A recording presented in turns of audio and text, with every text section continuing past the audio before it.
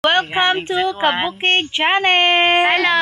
Ayan, nandito kami sa Oriental Mindoro, Matula-Tula. Ayan.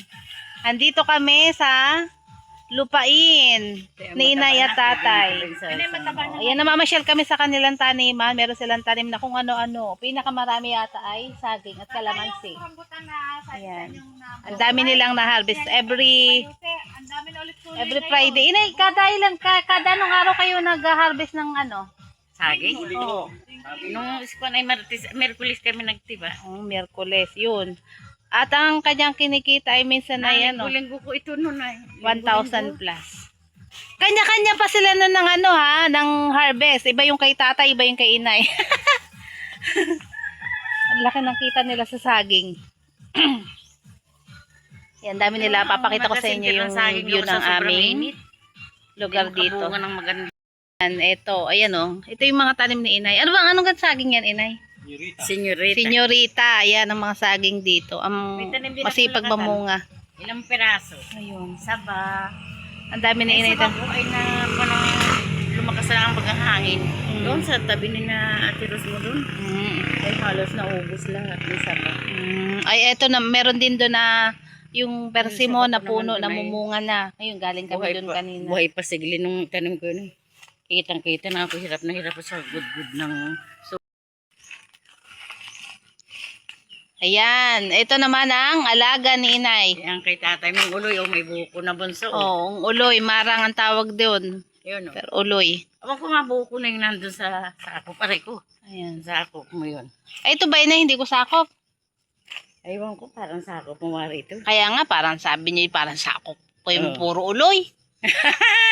Ano yun inay? Anong puno yun? Ayun. Parang sakop yun ang tawag dun. Anong tawag dun sa... Mangustin? O yun. Oh. Mangustin. Si Nining naman walang mangustin. Dito kay ate mo madaming mangustin. Ate Cheryl mo. Oh. Mahal din ang mangustin. Ay, ibig sabihin pala, ang mga puno na tanim sa akin ay malalaking puno, pero may saging din naman pala. Ayan Parang o. masarap pala ang yun. Isa sa mangustin. Oo, kasi ang ano, maasim. Ito talaga matamis. Oo. Kaya masarap yung Yan pala ang nasabi. Persimon. Simon. Ayan. Alin pang kakatayin yung baboy? Yan. Ayan, ito pala. Kaya kami pala umuwi dito sa Mindoro. Ay gawa ng si inay magbo-birthday. Bukas, 70 years old na siya. Ayan yung kanyang paghanda. Naku, patay. Hindi pala ako makakapag ano kasi may tugtog. Ay. Ito yung native nyo.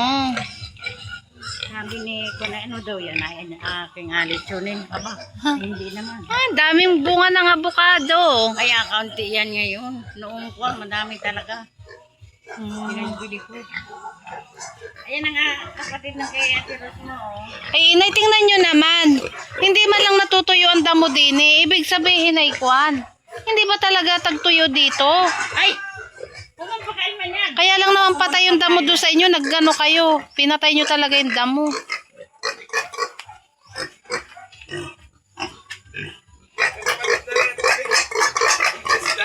Ha?